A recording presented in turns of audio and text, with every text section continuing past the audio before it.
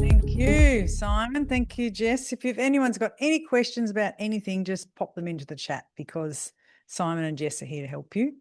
Welcome. Really excited to be teaching you this today. It's a real joy to help a salon owner find what will move the needle the most, what will be the best thing you could do.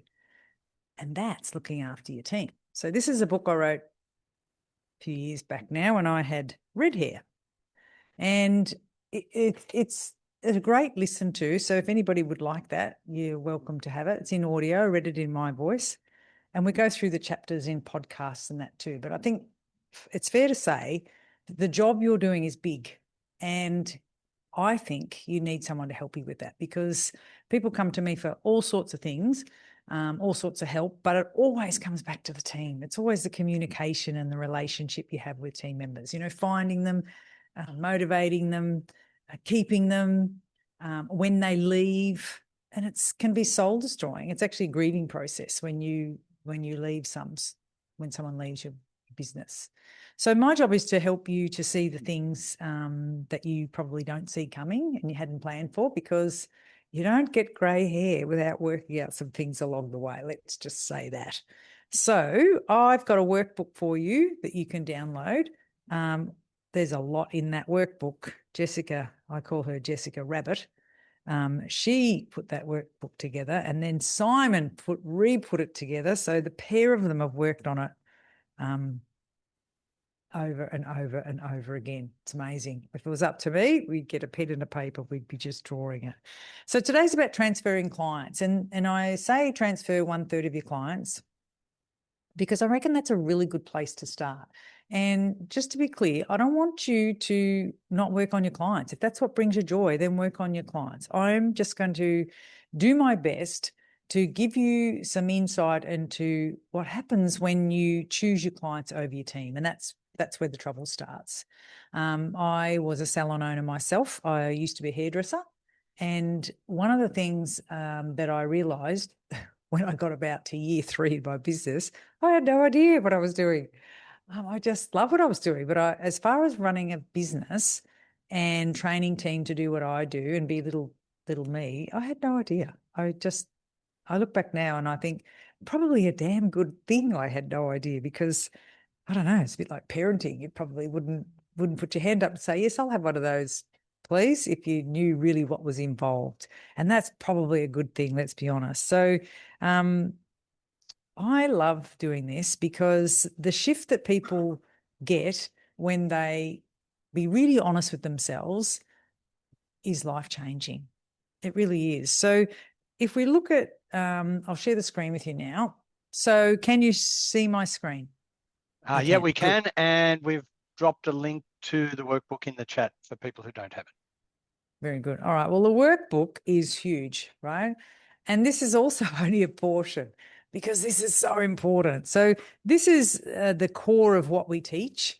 I have a program called Salon Mentors, and it covers all sorts of things, everything from consultation to losing clients and one-on-one meetings and your salon culture and all of that. But today, what we're going to do is we're going to look at this part here. This is the core. This part here, and the 25 is in the middle, because I really can't see how people are going to look after their team and their clients and everything else in their life if they work more than 25 hours on the floor. And there's a couple of reasons why I know that doesn't work. At any point, you're working with people. So at any point, something can go wrong and somebody's going to call in sick, or you'll just lose a team member. And then if you're working 35 hours on the floor yourself, you've got nowhere to go. You've got no wriggle room. Whereas I want you to look after your clients. If that's what you really want to do, then that's okay with me. But what I want you to understand is you've got no wriggle room. You've got no capacity to step in when things go wrong. And when you reduce your floor hours to, I'd say, around 25, things will change for you. Because if you were to lose a team member or two overnight, maybe that week you could work another 8 hours and you'd still be okay. So it's really important. So I say to everybody, if you spend time with your team, the money shows up. and then you have choices, because money doesn't make us happy, but it does give us choices. So if you had enough money to be able to pay for a cleaner at home or a cleaner at work or some training or whatever, money is a resource that you need. But time is the most important thing. So when people say they're time poor, I would say, no, everyone's got 24 hours a day. We might be doing the wrong thing. So time is everything. And today I'm going to show you why it's so important to get off the floor, if not just 5 hours a week, right? So at the end of this, I'm going to offer you a position in my program if you're a good fit. Now, if you're not a good fit, it would be stupid of me to offer you a point in my program. It just won't work. There's some things that I would look at and make sure. But if we work together, the first part would be the first 3 months. And if we work together after that, because I've got to free you up some time so I can work with you so that we can get on to all the other things, because otherwise you just go around and around and around. So what I want you to understand today is don't get too carried away with all of the things that you have to do, because it can be very overwhelming. How to attract clients, how to attract team, how to deliver a full and remarkable service to your team members and to your clients. And then how do we convert new clients into everlasting clients? That's really the $60 million question, isn't it? So let's start today down here with what the four futures would look like. And I'd actually say there's 5.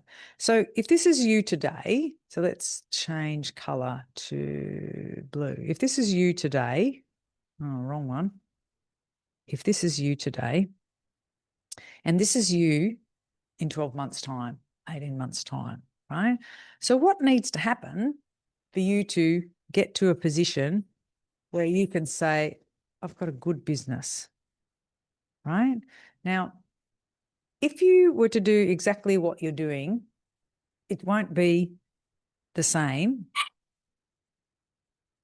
I'm worried it will be a little bit less, because other people around you are still growing their businesses.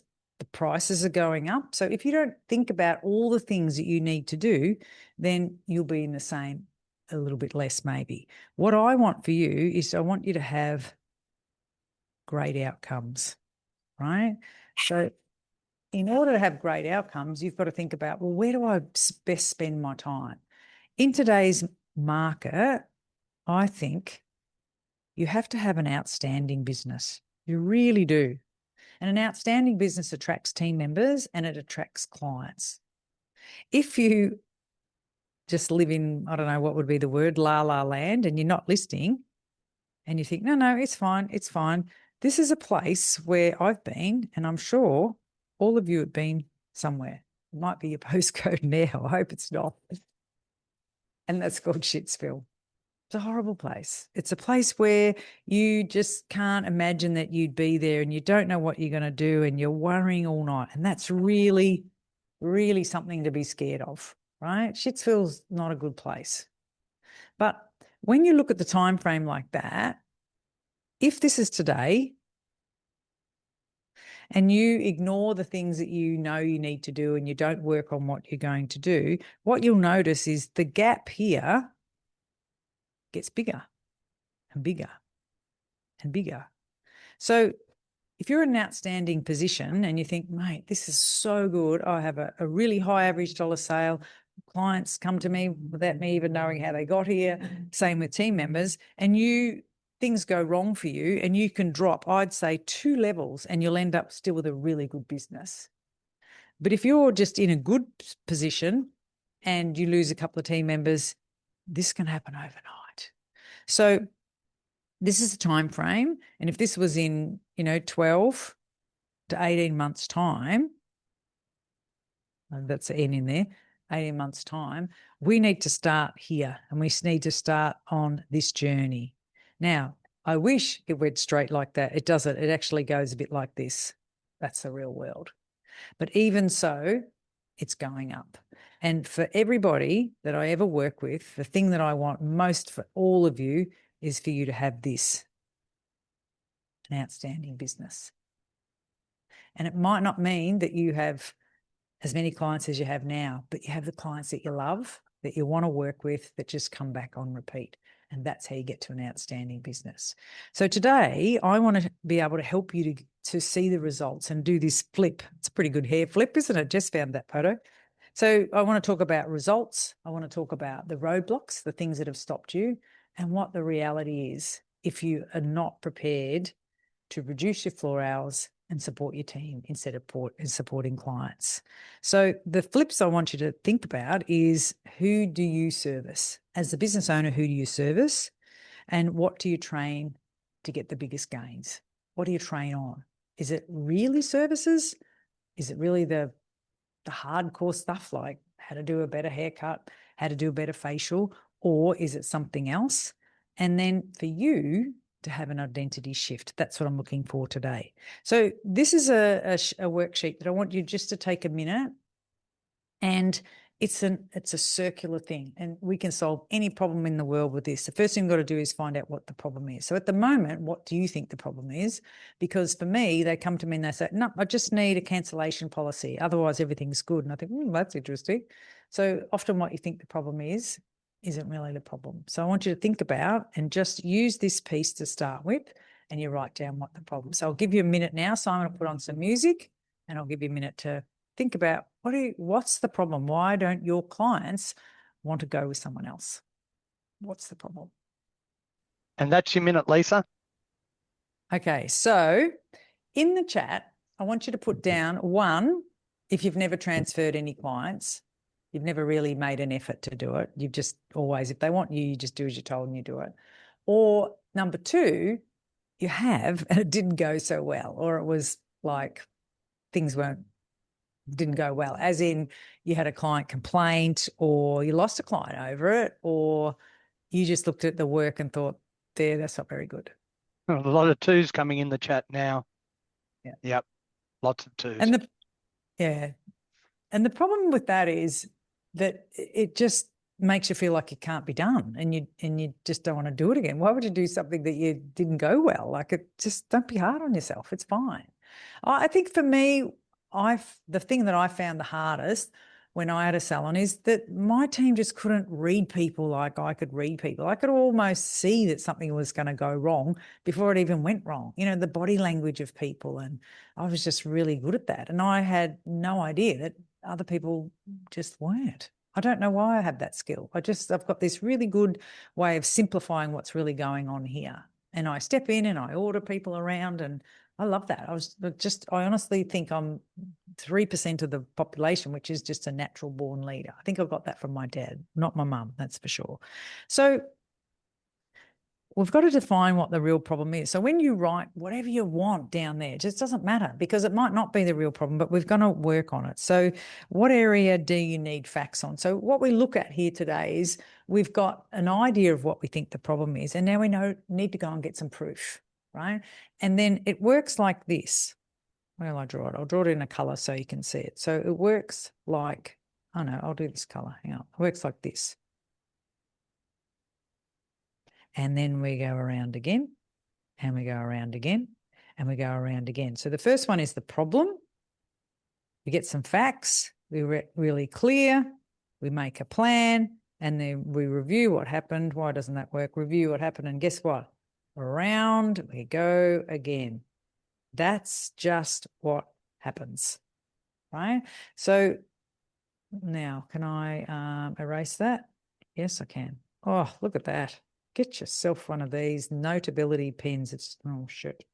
It's the best. And if you lift it up, there we go. Okay. So what we're going to do is we're going to have our first attempt at what we think the problem is, and then we're going to get some facts. So what I want you to do, so here are some of the ideas that I think are really important to get the facts on. So the client-facing hours. People go, when I ask, how many hours do you work on the floor?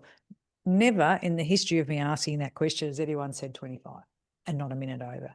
Oh, it's normally, but then I do this. Hello, exactly. And that's why it's so hard, because things happen all the time. And so you will tell yourself, I don't do those services. And then when you do this report, you go, actually, I do.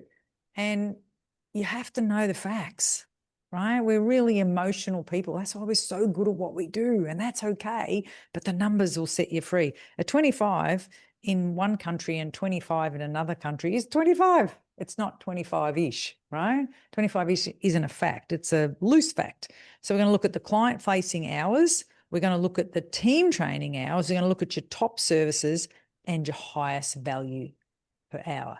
So what you could do is stop the recording and go and get those, because this is where we're going to put them, right? So I'll give you a minute to go and do that. Welcome back. So the facts that you're looking for, and maybe you did it in the break.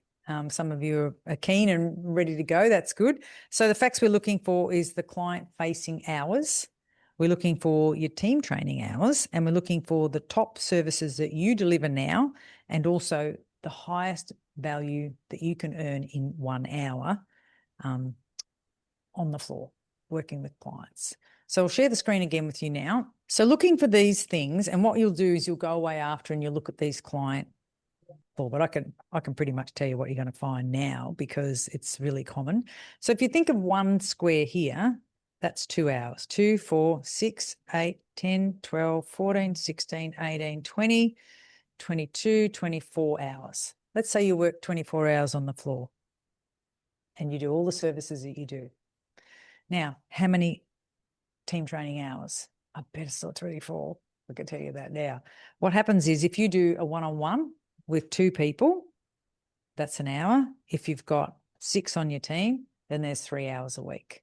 Now, very rarely do people have 2 or 3 hours of training every week, because the problem is really not that you've got nothing better to do. It's because when you are doing this many more hours, let's be honest, hey, then this is compromised here. And I've even seen people who they go, oh, I can't fit them in. And so they do things like this. They go, we won't have the one-on-ones this week because clients and she's away and sick. And I think, doesn't work like that, right? So when we look at what we do, our top service report, quite often I find out that you're doing things like maybe a tint. You're applying tints. I'm thinking, mate, I can teach someone to do that in a week. You are doing spray tans. You might be doing mini facials. You might be doing pedicures. You might be doing kids cuts. You might be doing blow waves, right? So what you've got to look at is, what are your top services? Whatever they are, write them down. Don't argue with them. If that's what you did, that's what you did. Now, because she's away, and that's because this doesn't matter. You just did them. So go back for a month. All of these reports, I want a month. Okay. And then I want you to think about, what are the services that you do that bring you in the greatest amount of money in an hour? So I did one the other day, and the girls, she says, well, no, nothing takes an hour, everything's 45 minutes. I said, well, it doesn't matter. Just do the top servicing hours in 45 minutes. Just use that instead of 60 minutes. It's just a number, right? So work it out. And so what she realized was that the most amount of money she was earning was, I think it was keratin. And then the next one was foil work. This was a hairdresser, this one, right? So when we went through that, and then she was doing things down here, like was sort of, there was a blow wave in there, I remember, but down here, the lowest one was something that you think, why would you be doing that? She goes, I don't know. I didn't think I did any of those. I said, yeah, well, this is really good. Because what we want to do is gift you the opportunity to see, you go, oh, that makes sense. Now, if you're a hairdresser, the keratin part is something that's quite easy. It's a bit like a colour that you can teach someone else. You need to be there and be very responsible for what happens, but it's something you can order. Things like this is really difficult to hand that one over. Cuts, it's the thing that takes the most amount of education and time. And so you've got to think about, what's that for you? So if you're beauty, it might be, using a laser machine or something like that. And you think, oh no, there's no way I'm going to let anybody do that. Good, then that's what you do. But what you've got to do is you've got to think about, well, which ones do I take out? Which ones are the one I'm going to take out? What am I going to be? I don't know why that does that. Why am I going to be the one that does that? And you think about how you want it to be, because it's really important. So down here, your learnings, and you think, wow, that's interesting. So this document you need to just keep working on. As you can see, have a look at it. Just it's a lot, right? It's a lot. So, and I just saw something that I thought I'll teach you right now. Most people in their business, they're in one position in the car or not. They're either a passenger in their business, and being a passenger means that your team are dictating what goes on. And sometimes you're in the back seat and you think, mate, I don't even know what's going. I don't even know where this is going. I don't know who's driving, but it's not me, right? The other worst place for that is in the trunk, or what we say in Australia, in the boot, and you're a hostage. And I felt like that before in my business. I felt like that when I've had someone who was really good at earning money, but she was really difficult to deal with. And I felt like a hostage in my own business. I didn't want to go in there. And that's really risky. Where you want to be is in the driver's seat. You want to be here, right? And so for all of us, there's some times in our life when we have to go, I'm taking it back. That's okay. We all lose our way. Don't be hard on yourself. There's a lot of ways that I can help you. I talked about it in the book, and there's so many ways. But the point is, if I can't get you to understand right from the start, when we go back to here, the core, if I can't get you to understand, this is the thing. Told you there was a lot of here. This is the thing. If I can't get you to realize that the core of the problem is that you're doing too much. You have two jobs. So to reduce this just by 5 hours, let's look at that, just by 5 hours. Imagine if you used this 5 hours here really strategically. Imagine what good stuff would happen then. Oh, wrong one. God, she's having a few pencil problems this morning. I don't know why that's that size. Oh, here. Okay, sorry. I'm not the driver's seat. Here we go. Here we go. Imagine if you took those, let's say 6 hours, and you put them here. So you've got your team meetings, right? We'll take that horrible big cross away. You've got your team meetings, one-on-ones, and maybe you don't even do those yet. That's okay.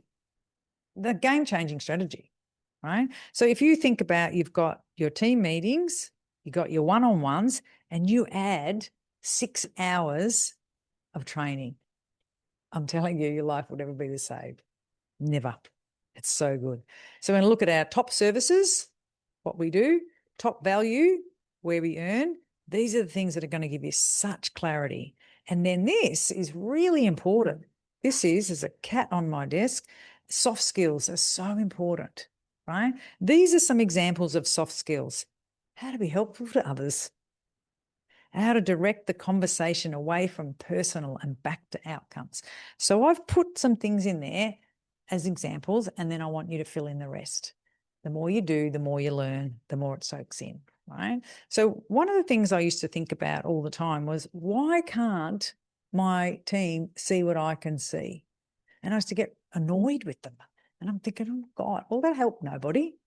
So what I learnt was, they didn't have the confidence that I had. I don't know, I just grew up in a big family where if you didn't say anything, nothing happened.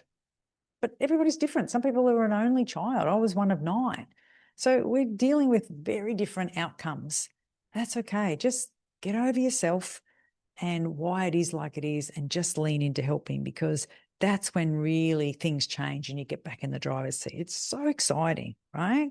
So the soft skills, I think, does anyone know what a soft skill is? Anyone have any questions? You might want to pop in the chat any questions, and I'll get Jess or Simon to read out. What are your questions around soft skills? What's the bit that you're not sure about? Lisa, Tammy said that she's being dragged by the ankles behind the car.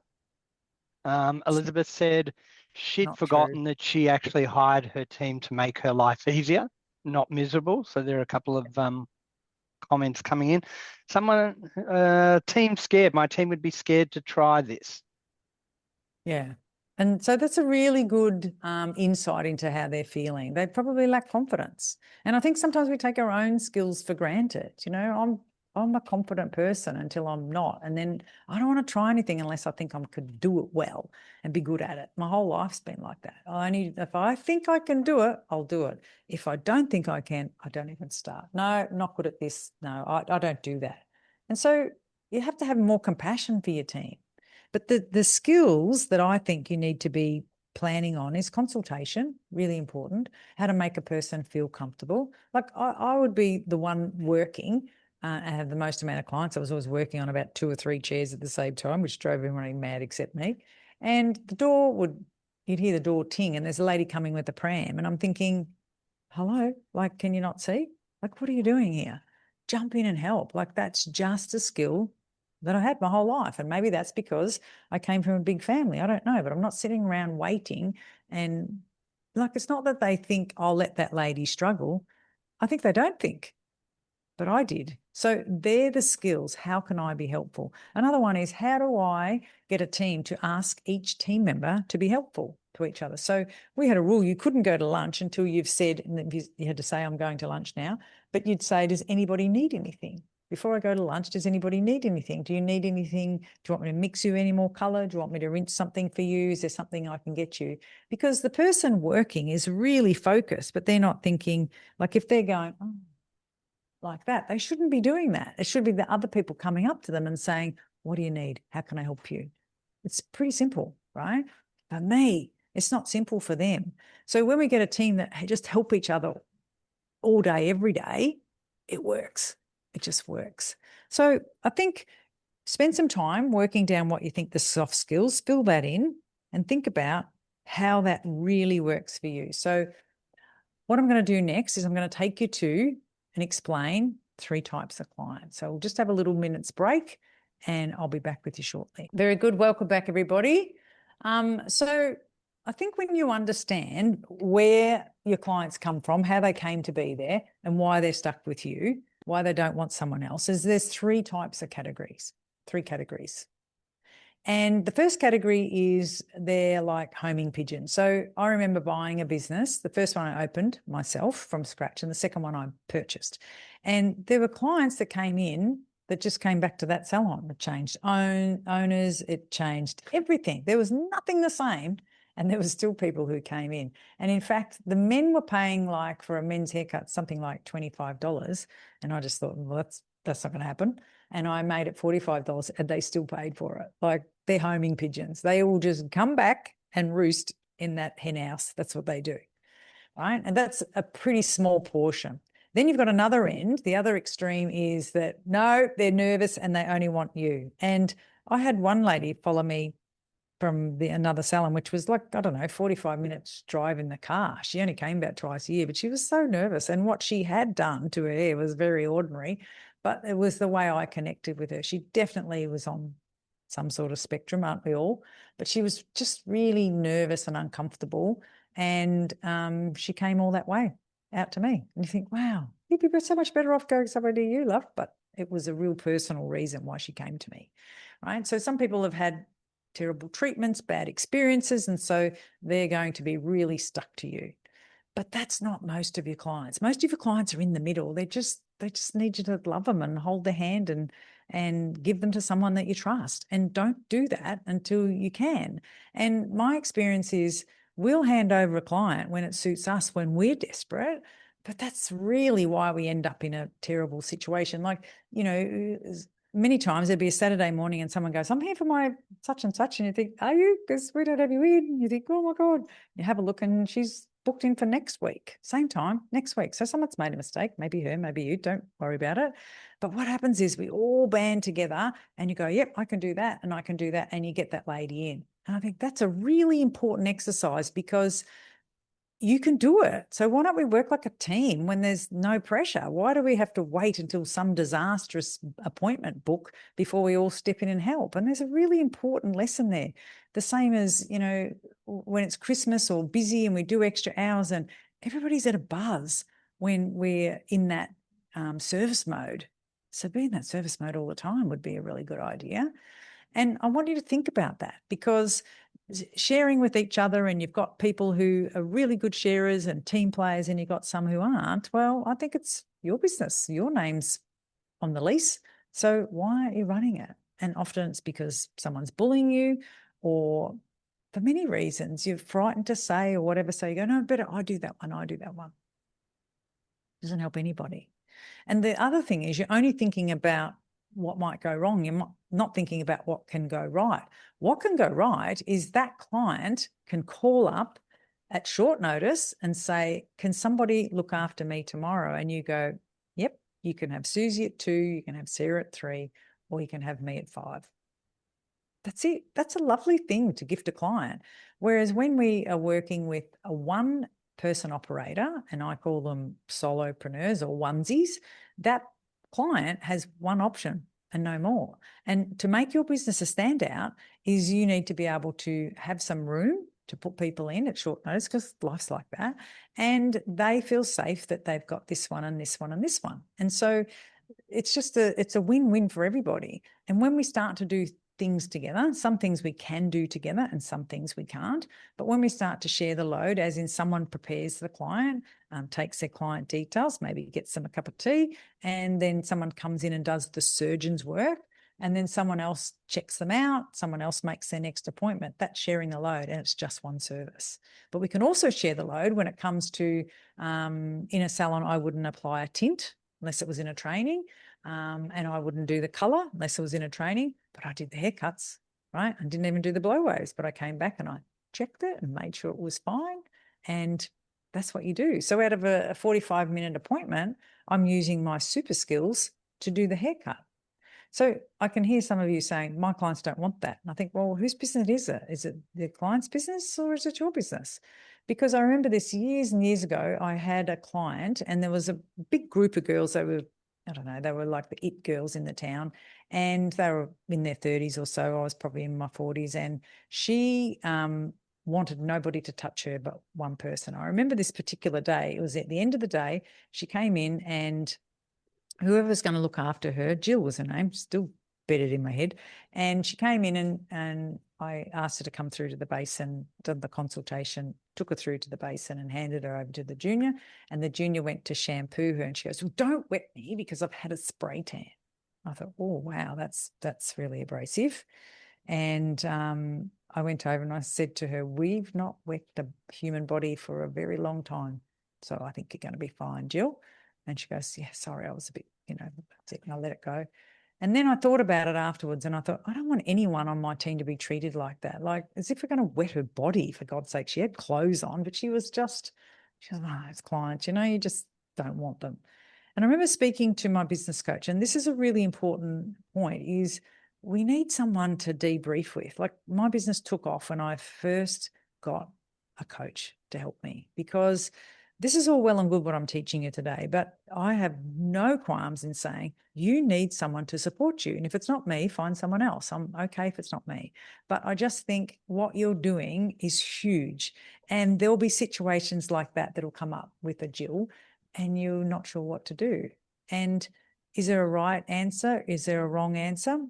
Well, we need an outcome. And I think when you get somebody who's lived those experiences, and that's the wonderful thing that I have is lived experiences, I can help you to make that decision, not tell you what to do, because that wouldn't be helpful, right? I'm going to say, what if you did this? What do you think is going to happen? And what if you did that? And you'll go, yeah, now I'm really clear. So you come into a room with me, usually they're 20 minutes long, and then we talk about it, and then you make the decision.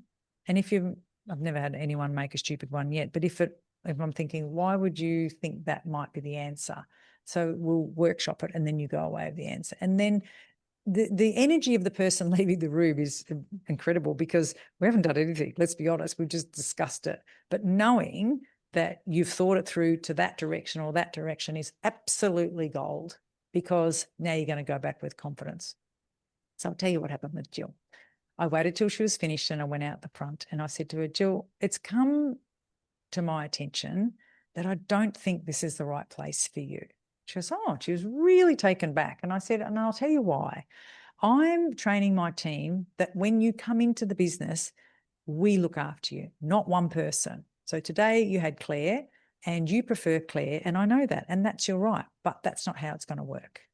In this business, I'm training girls in their 20s, and that's how I want to train my business. So if that doesn't suit you and you're not going to be happy to go to this person or this person and this person, you're free to go and it's okay. I'm not going to be cross with you. and that's fine. She goes, well, I just think she does it the best. I said, yeah, and maybe she does. And until someone else does it the best, then you stay with her. But there'll be times when she'll be unavailable for you. And that's just how it is. She went, Now, the reason I was so afraid was this lady's husband was a builder and he used to build all the wealthy people's houses in the town. And I remember having the discussion with Bruce at the time, my coach, and he said, is she a bitch? I said, yep, she is. He said, well, then is it obvious? I said, yes, it is. Everybody knows she's a bitch. And he said, then I said, but my main concern is she's connected to so many people. She's got so many friends. And I said, and he said, and you reckon they don't know she's a bitch? And I thought, wow, that's a really interesting perspective that I hadn't thought about. And I never saw her again. And I never lost a client. I was worried for my business that she would go around saying, Lisa's said this and how rude and whatever. And she never, whether she did or not, it made no difference. But he said, why would she say that? Because it's just, they'd say, yeah, she's got every right to say that. And maybe she's going to leave out the details. But I was so hooked up on what might happen and how I would be seen, instead of just being my authentic self and stick up for my team member. And that's exactly what I did. And I never saw her again. But years later, I was coaching a salon, I don't know, an hours away. And I looked over in the basement and there she was. And I felt like going up to her ear and goes, don't wet her. She doesn't like her body being wet when she's having a shampoo. But I didn't, of course, because I know how to behave in public. But the point is, you will always struggle. There'll always be one or two, and they will knock your confidence.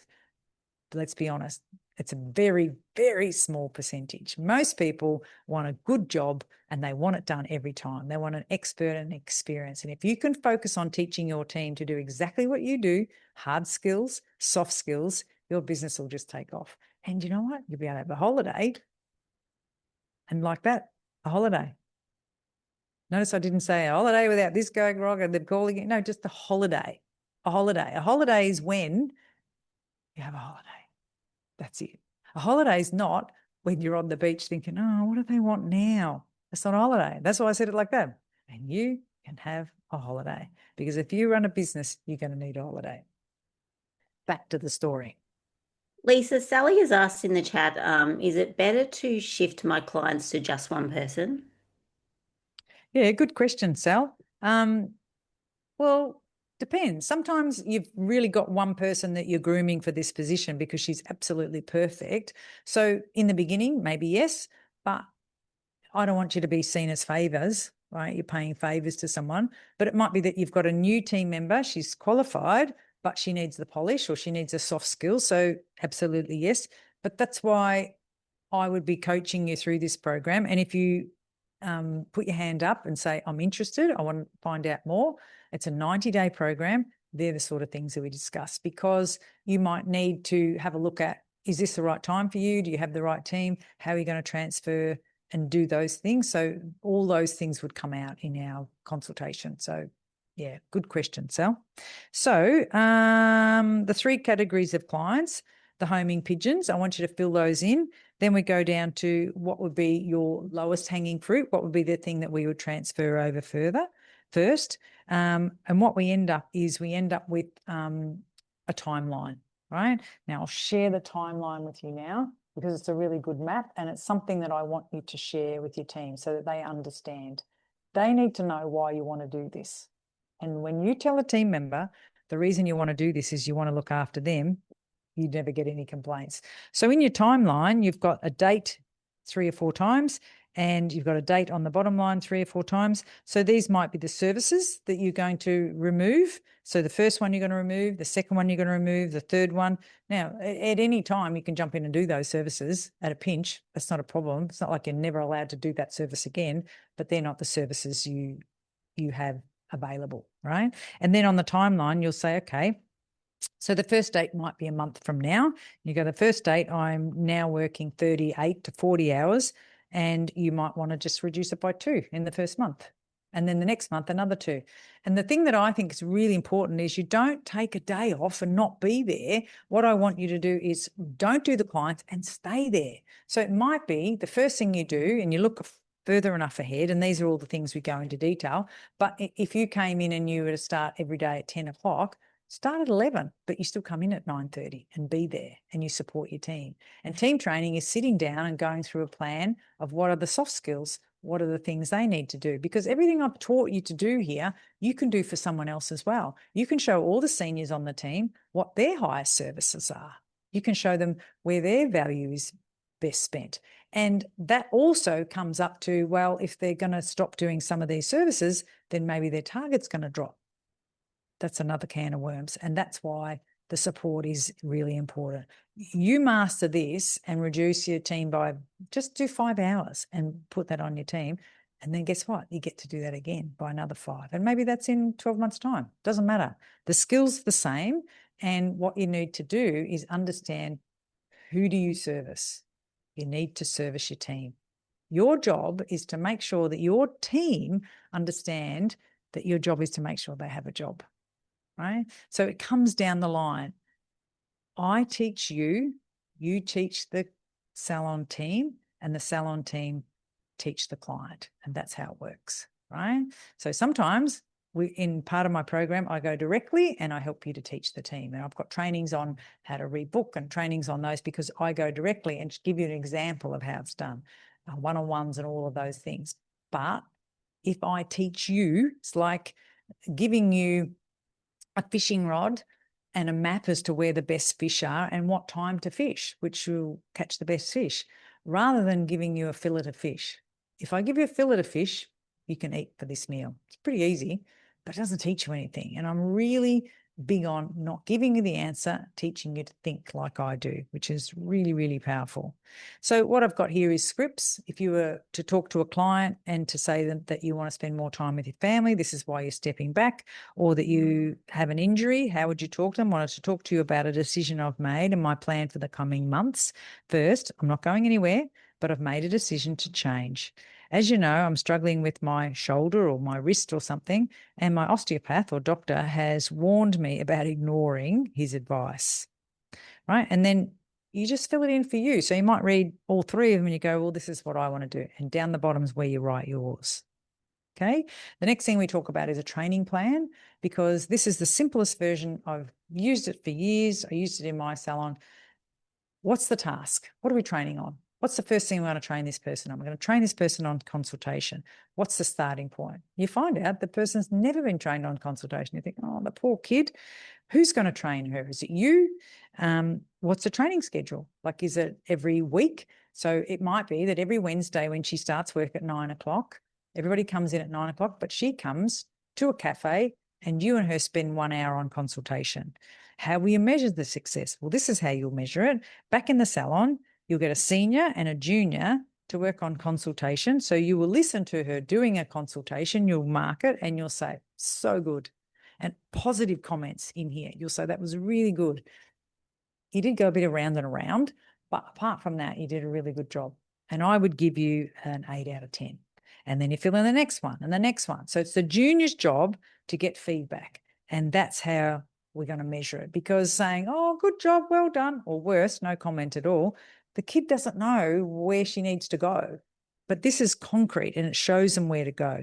So how will you know that the clients that we are trained enough to work on the clients? It's up to you. I'd say a 9 or a 10. All right. When this person can get a 9 out of 10 for something, of course you can work on the clients. And that's what you do. Right. So notice I didn't say a haircut or a facial or something. I said, no, it's consultation and other soft skill.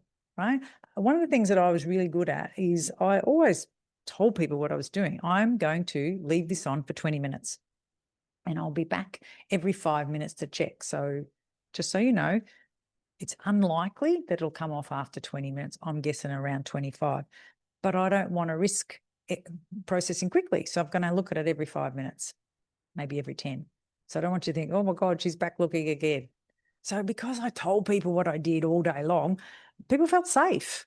Whereas what would happen is someone else, and this is a soft skill, they put the color on, they'd go, yep, no worries, ding, put the timer on for 10 minutes. When they know it's going to be on for 20 to 25, the timer goes off and then the person's going, oh my God, I'm cooked. I'm cooked. And you're not cooked. But when the timer goes off and I don't get there for 2 minutes, we don't panic because it's going to be on for 20. So they don't tell the story. And that's what makes a person feel uncomfortable, right? So Quality control is another one. We talk about that here. What would you do? How would you know? And so handing over your clients without making phone calls or sending texts. So we've got some really good examples there of how you might do it. You know, in my day, we used to pick up the phone, but if your phone rings now, we go, oh my God, is this the police or the ambulance? Who's ringing me? People don't make phone calls like they did once, and that's okay. You have to do what your clients do, right? This is a starting point for your training plan. And there's some things in there like shampoo ready for cutting, removing color. There's a advanced one. There's a baby junior. There's an advanced beauty procedures for opening and closing the clinics, overseeing training and being able to train others, perform on makeup with confidence, rebook 70% of your clients. So there's plenty, but we've also got this one, which is the most important. What are you working on? When I fill this in for people, I say put the first 2 or 3 in that they're good at, build their confidence. And so if it's something like making a client feel welcome when they arrive, put that in. And then you say, are you working on it? Is it almost done? Or have you nailed it? And you go, oh, you've so nailed it. Showing up to work, looking like a beauty professional, nailed it, right? So what we want to do is you want to build confidence. And so in this list, and there's a big page, you don't fill a big page in, there's so much that you can train someone on, but just keep praising them all day, every day, right? Because if you were to change this core, just change this. And I would say 5 hours a week is going to just blow your business up in a really good way. And don't spend years going around and being hopeful and thinking, oh, when I get another senior, I'll be fine. No, you've got seniors in your team. You just haven't groomed them all out the path. So, you know, getting off the floor is something that I just feel so passionate about because I don't know, like feels like yesterday I was in my 30s and I'm not. It's just gone, you know. There's a couple of things here that you can click on and learn. So there's, I think these are game changers, and I don't want to go into too much detail, but there's one here that what's your love language? So how do people like to be praised? And I don't know if you've done it for yourself, but I've turned it into a Salon one. Like some people just want your time. They want to learn from you and grow from you. And some people like gifts, and that might be that you buy someone a coffee. But if you don't know what it is and you're buying someone a coffee, goes, I don't want a coffee, they want your time, it just doesn't work. And the other one here is the type of person that you're working with. So there's border collies, they're rounding everybody up, you know, they're sorting the whole show out, and they're very to the point. If you've ever watched a Kelpie round sheep, that Kelpie's not looking at anywhere but at that sheep. It's very focused. Then there's a poodle. Poodle's like, we've got to feel good, it's got to look good. You know, they're salon owners that go, oh, I couldn't possibly write that on my mirror because it doesn't look good. And I'm thinking, well, that's really about you, and it's not really about what the clients get.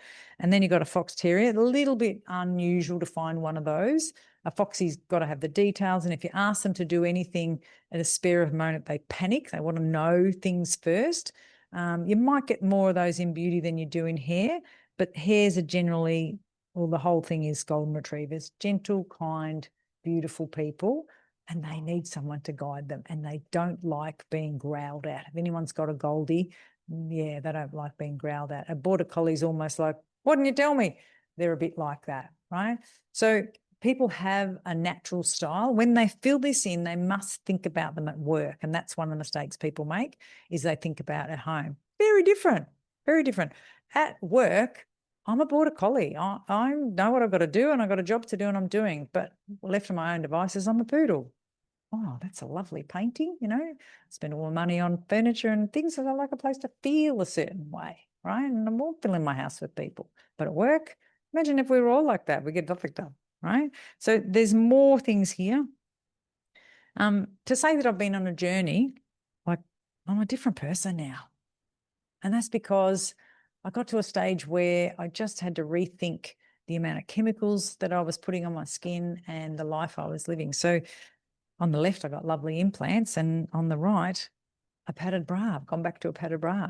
I'm just older and wiser. I'm more honest, and I'm embracing this beautiful time in my life where I have so much wisdom that I want to give to you. So that's pretty much what I wanted to teach you today. You've got the workbook. I want you to go away fill it in. You need to make time every week where you do the work. And the work could be that every Monday you go into the salon and you set them up and you do what you need to do.